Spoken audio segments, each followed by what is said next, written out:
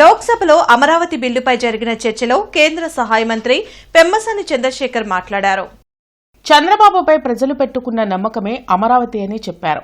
అధికార వికేంద్రీకరణ పేరుతో వైసీపీ మూడు ముక్కలాట ఆడిందని మండిపడ్డారు. ఏపీకి రాజధాని ఏది అంటే చెప్పుకోలేని పరిస్థితిని వైసీపీ సృష్టించిందని మండిపడ్డారు. రైతుల కన్నీళ్లే ఈ చట్టానికి పునాదిగా మారాయన్నారు. రాజధాని నిర్ణయం మార్పు కేంద్రం పరిధిలోనే ఉంటుందని పెమ్మసాని స్పష్టం చేశారు. పి చంద్రశేఖర్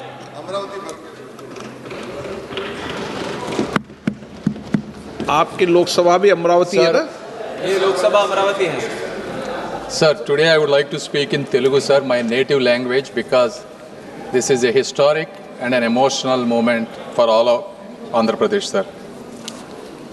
సభాధ్యక్షులకు సహచర సభ్యులకు ఈ ప్రత్యక్ష కార్యక్రమాన్ని ఉత్కంఠంతో ఉద్విగ్నంతో వీక్షిస్తున్నటువంటి అశేష తెలుగు ప్రజానీకానికి మా అమరావతి ఆత్మ బంధువులకు నా హృదయపూర్వక నమస్కారాలు.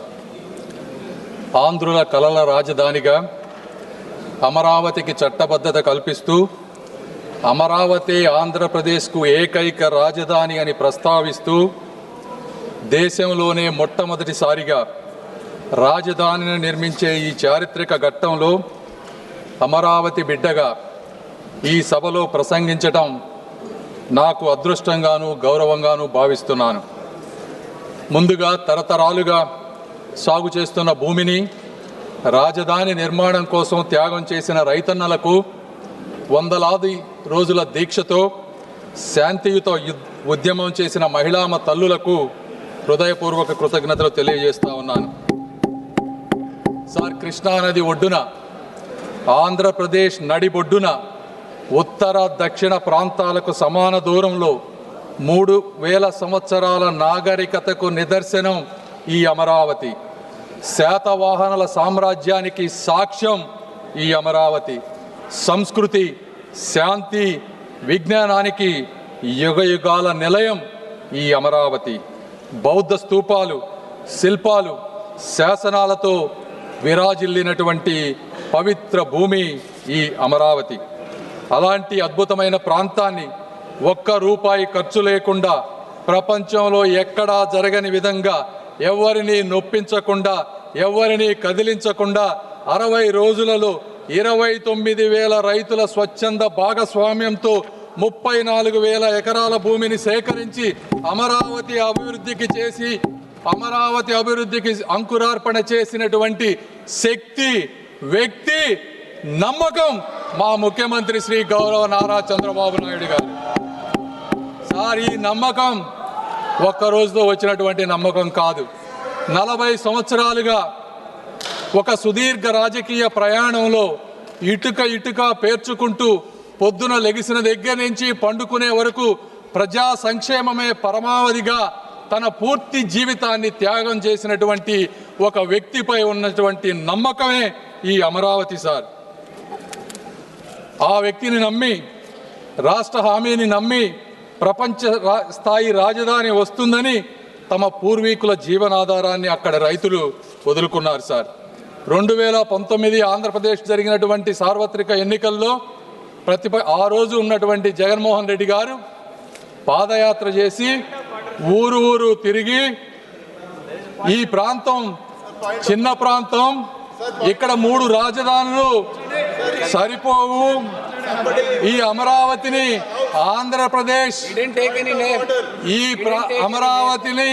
ఆంధ్రప్రదేశ్లో ఇంకా అద్భుతంగా ముందుకు తీసుకువెళ్తానని చెప్పి అధికారంలోకి వచ్చారు. సార్, అయితే అలాంటి మహాయజ్ఞాన్ని అధికారంలోకి వచ్చిన తరువాత అధికార వికేంద్రీకరణ పేరుతో 3 ముక్కల రాజధాని అనే పేరుతో ప్రజలను మభ్యపెట్టి 5 సంవత్సరాల అమూల్యమైనటువంటి కాలాన్ని, ఆంధ్ర ప్రజల భవిష్యత్తుని కూడా వృధా చేశారు. సార్, 3 ప్రాంతాల మధ్య చిచ్చు పెట్టారు. సార్, నేను ఇక్కడ చాలా బాధతో కొన్ని విషయాలు చెప్పాలనుకుంటా ఉన్నాను. ఇది రాజకీయ విమర్శ కాదు సార్. 29,000 మంది రైతులకు జరిగినటువంటి అన్యాయం, అవమానం గురించి మాట్లాడాలి సార్. ఆ రైతులని పెయిడ్ ఆర్టిస్టులని పిలిచారు సార్. ఈ సభలో ప్రస్తావించలేని వ్యాఖ్యలతో మహిళలను ఇబ్బందులకు గురి చేశారు. వారిని చూసి నవ్వారు. అమరావతిని మర్చిపోమ్మన్నారు. 30-40 సంవత్సరాలు తన భూమిలో పంటలు పండించిన రైతులు వారి గ్రామాల్లో తిరగటానికి ఐడి కార్డులు చూపించమన్నారు సార్. 144 సెక్షన్ అమలు చేసి వారి స్వేచ్ఛను అడ్డుకున్నారు. సార్, ఈ బాధ ఇక్కడితో ఆగలేదు. న్యాయస్థానం నుండి దేవస్థానం వరకు 45 రోజులు మహాపాదయాత్రలో రైతులను అమానుషమైనటువంటి హింసకు గురి చేశారు. మేకులతో ఉన్నటువంటి లాఠీలతో వారిని కొట్టారు సార్. గర్భిణీ మహిళలపై బూట్ల కాళ్లతో తన్నారు. ఆఖరికి మహిళా దినోత్సవం రోజున ఆలయానికి వెళ్ళినటువంటి మహిళలపై కూడా దాడి చేశారు సార్. వారి భోజనంలో ఇసుక వేశారు. అయినా కూడా వారు ఎక్కడా కూడా వెనకడుగు వేయలేదు. రోడ్లను శుభ్రం చేసి వీధుల్లోనే భోజనం చేశారు సార్. ఆఖరికి ప్రశ్నించిన మీడియాని కూడా వారిపై కేసులు పెట్టారు. ఇది 1631 రోజులు జరిగినటువంటి అమరావతి వ్యధ కథ అని ఈ సభాముఖంగా తెలియజేసుకుంటున్నాను సార్. అయితే ఆ రోజు వారు ఆ తల్లుల కన్నీళ్లే ఈరోజు ఈ చట్టానికి పునాది రాళ్లుగా మారుతున్నాయని వారు గ్రహించలేకపోయారు సార్. ఈ వైఎస్ఆర్సీపీ ప్రభుత్వాన్ని కానీ అప్పటి ముఖ్యమంత్రి గారిని కానీ ఈ చరిత్ర ఎప్పటికీ మర్చిపోదు సార్.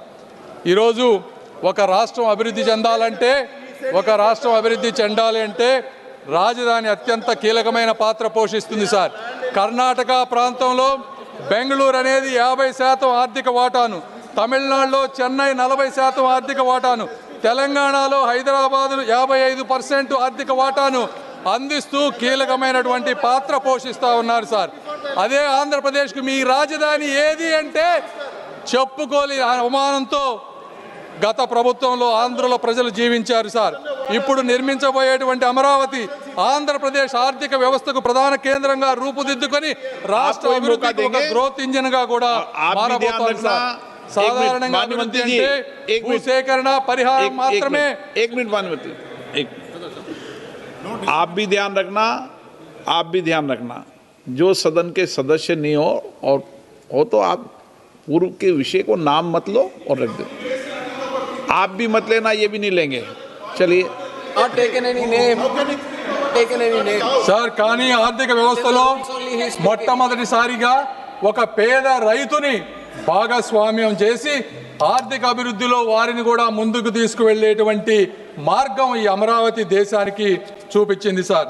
2014 ఆంధ్రప్రదేశ్ పునర్వ్యవస్థీకరణ చట్టం ఆ రోజు రాష్ట్రానికి ఒకే రాజధాని ఉండాలని నిర్దేశించింది సార్. అయితే ఆ సమయంలో ఆ రాజధాని ప్రాంత పేర్కొనకపోవటం వల్ల చట్టపరమైనటువంటి అనిస్థితి రాష్ట్రంలో రాజకీయ అస్థిరతకు దారితీసింది.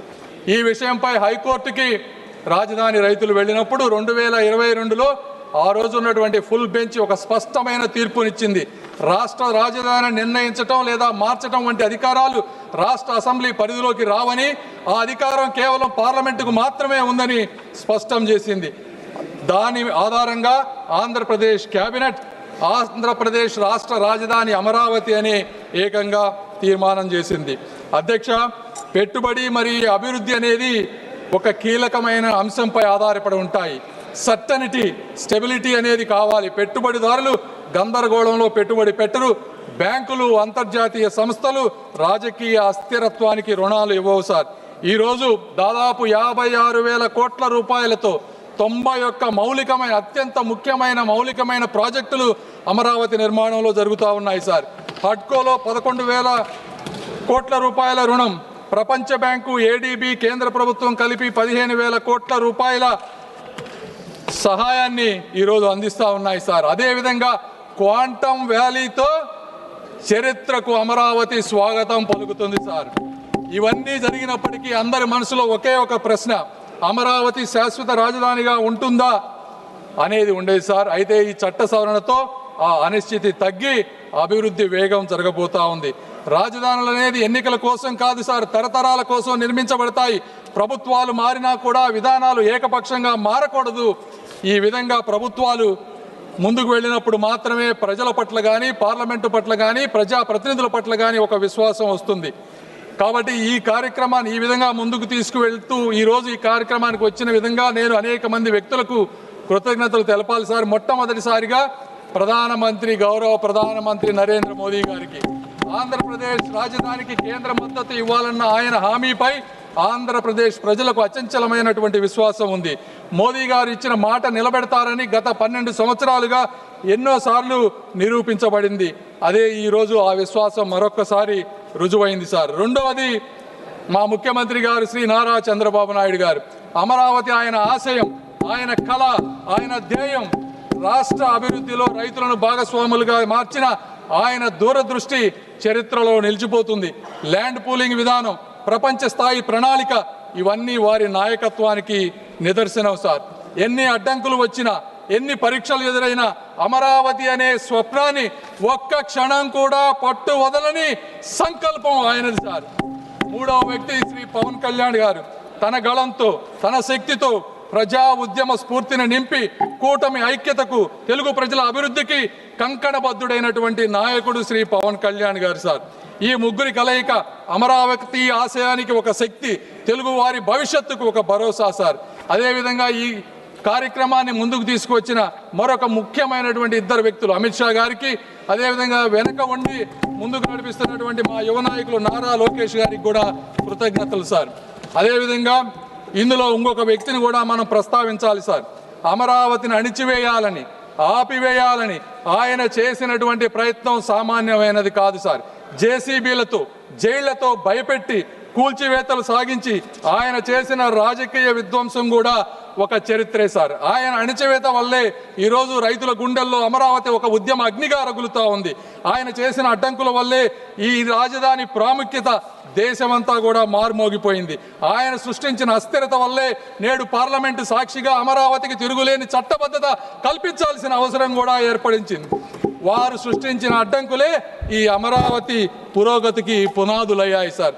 ఆఖరిగా పొట్టి శ్రీరాములు త్యాగంతో పుట్టినటువంటి రాష్ట్రం మా ఆంధ్ర రాష్ట్రం సార్. రైతుల త్యాగంతో రూపుదిద్దుకుంటున్నటువంటి రాజధాని మా అమరావతి సార్. ఆత్మగౌరవ పునాదులపై తెలుగు జాతిని మేల్కొల్పిన అన్న నందమూరి తారక రామారావు గారు వంటి చరిత్ర మా తెలుగు చరిత్ర సార్. ఆంధ్రులు ఎక్కడ ఉన్నా కూడా అక్కడ అభివృద్ధి వికసిస్తుంది.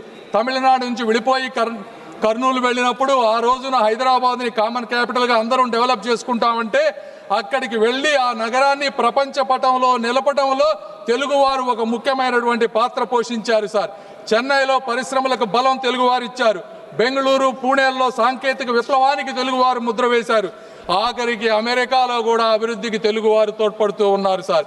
చరిత్రలో ఇదే సంకల్పం, ఇదే ఐక్యత, ఇదే ప్రగతి పదం కూడా అమరావతి నిర్మాణానికి ఒక పునాది కాబోతా ఉంది సార్. ఆ రోజుల్లో పొట్టి శ్రీరాములు గారు 58 రోజులతో దీక్ష చేసి ఆంధ్ర రాష్ట్రాన్ని ఏర్పరిచిన, అదేవిధంగా 1631 రోజులు ఈరోజు రైతులు రోడ్డెక్కి నిరాహార దీక్ష చేసిన తిరిగి లేచి నిర్మించగలిగే జాతి తెలుగు జాతి సార్. కాబట్టి ఇలాంటి చారిత్రక ఘట్టానికి, చట్టానికి మద్దతు తెలుపుతూ అమరావతి నిర్మాణంలో భాగస్వాములైనటువంటి ప్రతి ఒక్కరికి కూడా శిరస్సు వంచి నమస్కరిస్తూ I earnestly request that this bill be passed unanimously and with one voice. Jai Hind, Jai Andhra Pradesh, Jai Amaravati. Thank you. Shri